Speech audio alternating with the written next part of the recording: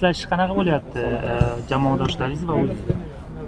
Kapadze bilan baribir siz ishlagansiz boshqalar? Ko'pchilik ishlagan. Yaxshi hammasi. Qirg'iziston bilan o'yin. Javob birinchi uchrashuvga qaraganda bu o'yinda qanchalik farq bo'lishi mumkin?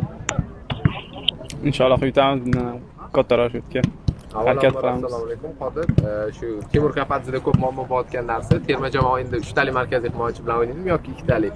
Timur hali bu haqda aytilmadimi? Endi birinchi mashg'ulot, endi o'yin. Men bu o'yinchiman, aka trenerman. Mashg'ulotlar O'zbekistondagisi zavqliroqmi yoki u yoqdagi terma jamoasi bilanmi?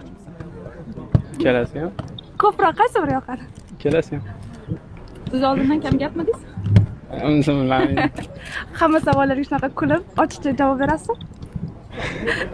Vatan sog'inchi bo'yicha bo'lmasam Eng gapiring. xavfli futbolchi Joel Qo'joqsovlarni hujumda bu qanchalik himoyachilarga muammo tug'dira oladi? Bilmayman, endi o'yinni ko'ramiz. Joel Kojo. Muxlis deganimda sizga bo'lajak o'yinimiz. Qo'llab-quvvatlashingdan xoliman. Hammamiz xolimiz. Pep Guardiola aytganda, siz ingliz tilini uncha bilmaydi, o'rganish kerak deganda, qanaqa kechadi ingliz tilini o'rganish hozir? Hammasi yaxshi. O'rganamiz ekan. Muxlislarga yetadigan gap bor. Ikkita o'yin oldi. Qo'llab-quvvatlashingdan xolimiz. Sizlar bilan osonroq bo'ladi, xohlasa. Kiyovjo'ra kerak emasmi, Kiyovjo'ra? Rahmat aka. Manchester City'da eng yaqin do'stim Vitor Reis degandingiz, braziliyalik himoyachi. To'yga birinchi bo'lib aytgan bo'lsangiz kerak. Qanaqa to'y? Qanaqa to'y?